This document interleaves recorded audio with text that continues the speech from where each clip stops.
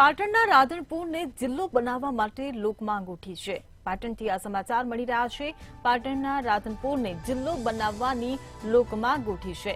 ધારાસભ્ય લવિંગજી ઠાકોરે મુખ્યમંત્રીને આને લઈને ભલામણ પત્ર લખ્યો છે। વર્ષોથી રાધનપુરને જિલ્લો બનાવવાની માંગ કરવામાં આવી રહી છે તેવો પત્રમાં ઉલ્લેખ કરવામાં આવ્યો છે। રાધનપુર શહેરમાં રેલવે અને રોડ કનેક્ટિવિટી ધરાવતો વિસ્તાર હોવાનું પત્રમાં જણાવ્યું છે।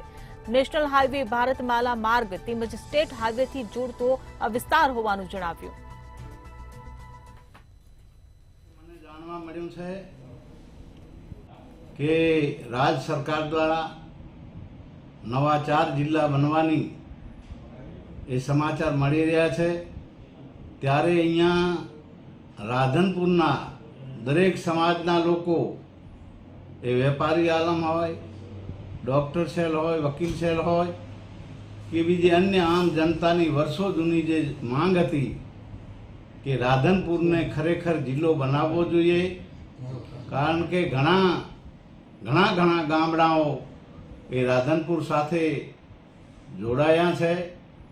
જોડાયેલા છે। મારી પણ એ વિનંતી છે સરકારને બે હાથ જોડીને કે રાધનપુરને જિલ્લો બનાવવો જોઈએ। કારણ